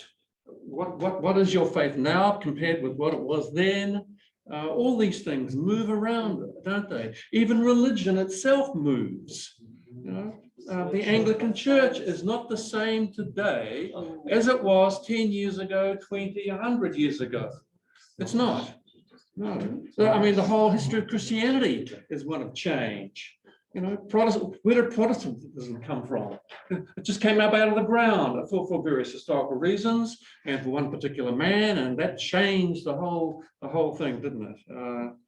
Movement, altering, changing, morphing. It's still happening right now, isn't it? Okay. A couple more questions and then our comments, and then I want to kind of make some final statements. So Vika and Sam, Norman, and then me, I guess. Todd, you haven't spoken. Do you want to go first? Well, I love hearing, I guess I'll say something very quickly. For me, I've always felt that perhaps we're asking the wrong question, not the question of does God exist, but we need to ask the question, what is our conception of God, right? Because God means so many different things to different people.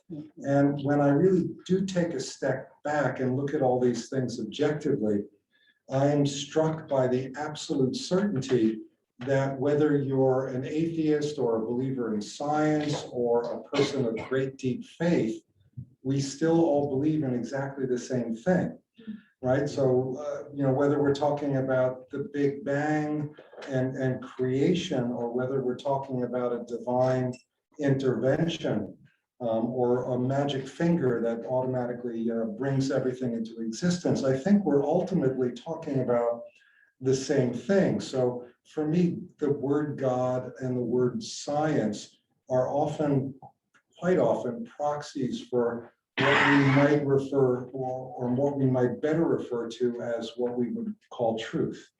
What is the truth? So the question is does God exist? Is how do we define God, or what alternate terms might we use instead of God, so that we're still all talking about the same thing, or we're on the same page?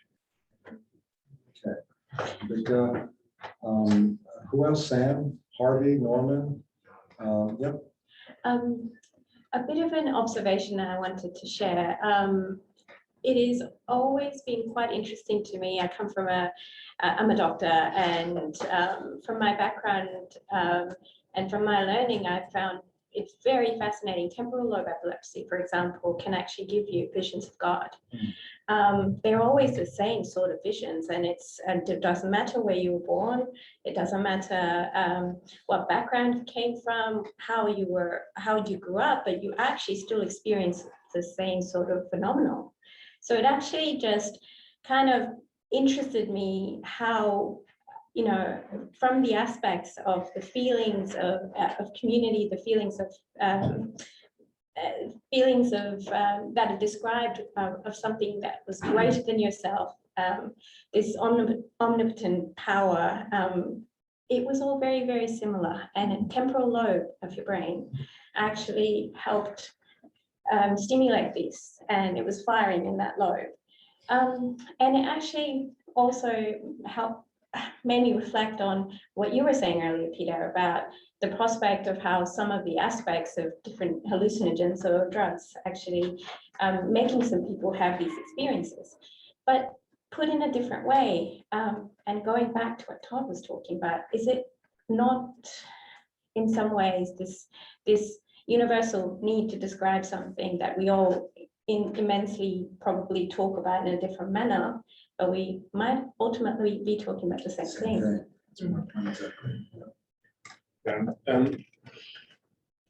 I guess my thought is connecting up with what you're saying. I think it can be very, very hard in philosophical terms and storytelling to agree what God or the sacred is. There are stories that are complementary, there are stories that contradict each other or seem to contradict each other.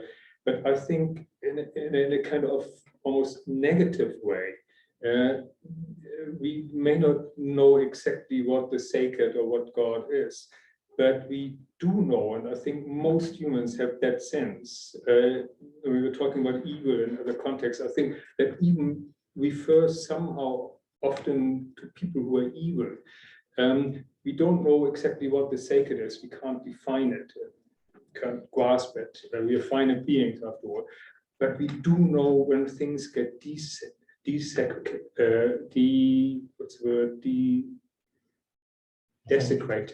desacred. Yeah. And I think that is also an enormous common denominator. And I would like to respond to Harvey perhaps in that break.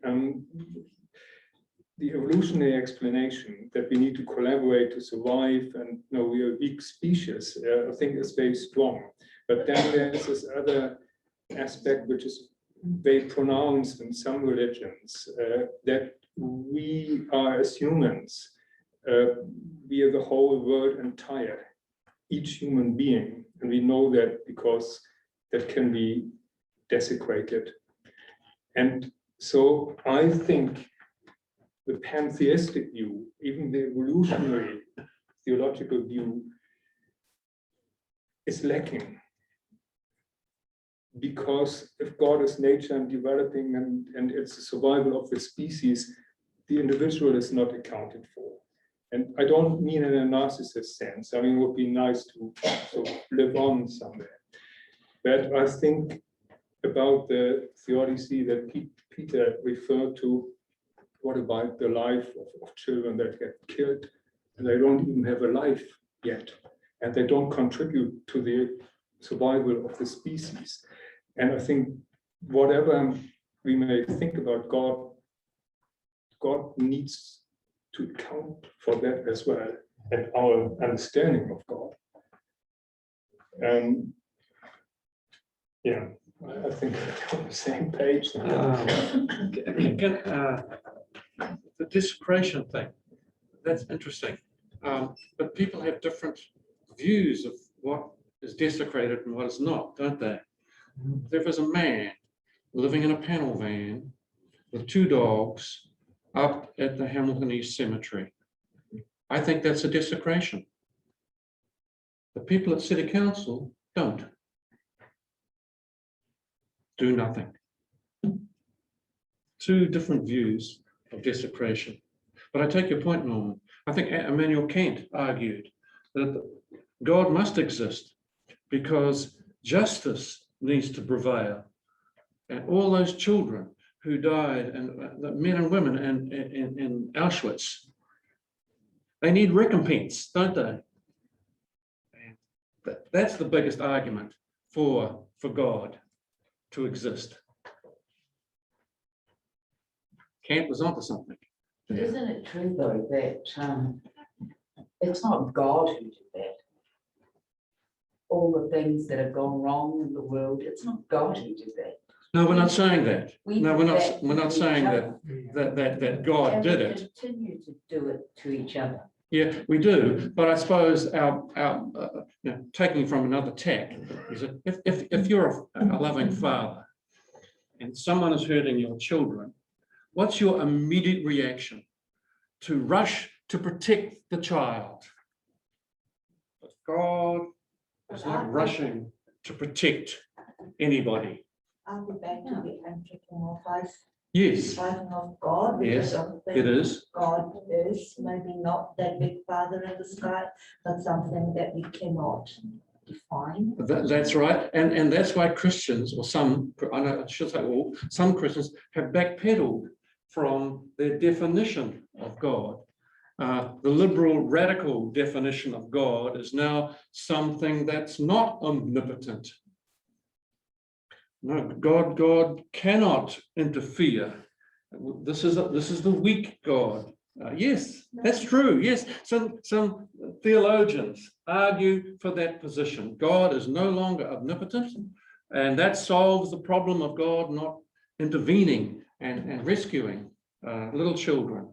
A similar thing happened with the global warming versus climate change thing, because originally it was termed global warming as that's what was happening, but then as we developed a further understanding of what was happening, we redefined it to actually get closer to the truth of what the actual thing is. So Yes, I was thinking before when it was said, how do we define God? If you're a liberal, your God is liberal.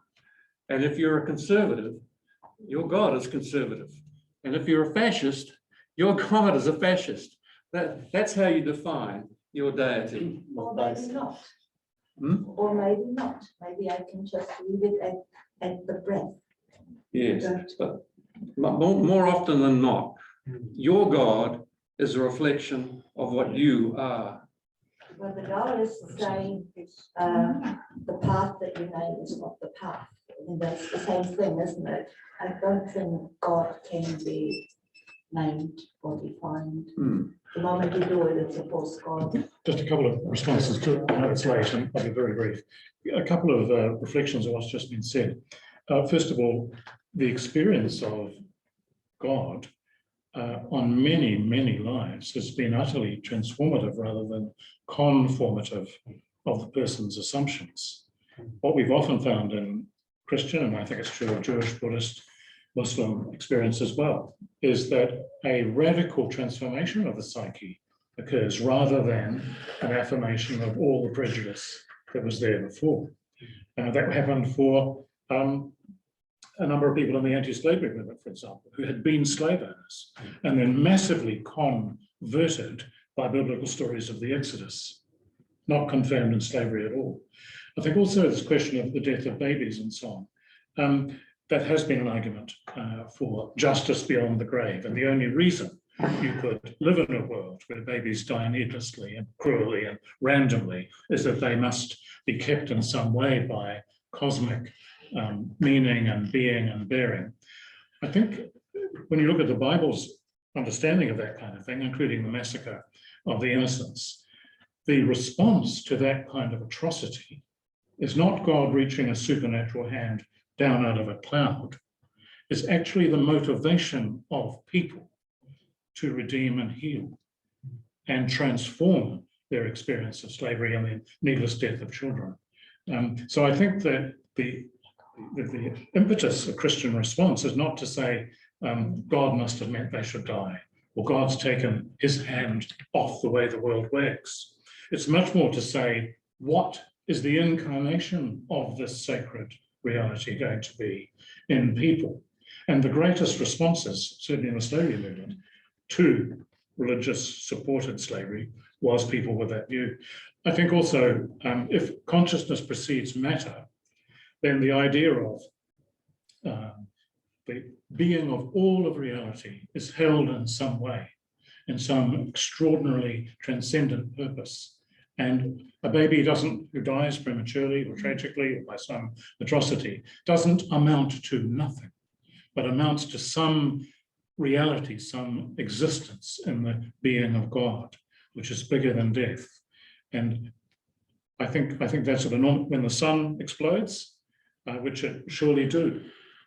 We're talking about infinite numbers of universes and purposes and cosmic intentions, which make that entropy something that is a crucifixion leading to a resurrection, which is the universal pattern of other stars and other cosmic realities. So I think when you get cosmic, the basis for hope and the basis for freedom, why do bad things happen to good people? Because the world is partly essentially free. And it's not a question of a weak God. It's a question of a God living with the freedom of human choice and the freedom of creation and working with that, like the Bible says, like a woman in labor.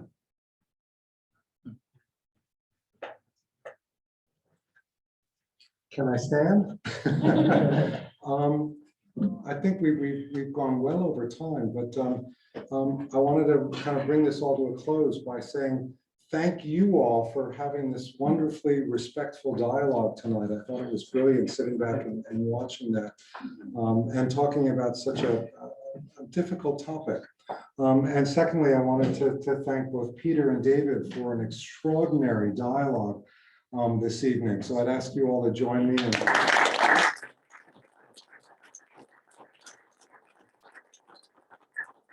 I want to invite you all to stay a bit longer, have a cup of tea, have a little bit of supper if you'd like, and mingle, get to know each other. And thank you all for an incredibly successful first attempt at the big questions.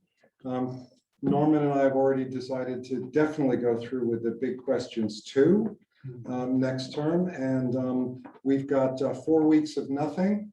And we'll be coming back at you again in a couple of weeks' time with information on our term 2 courses. All right, so thank you all again for coming and staying and attending and being part of this great series of discussions. Thank you.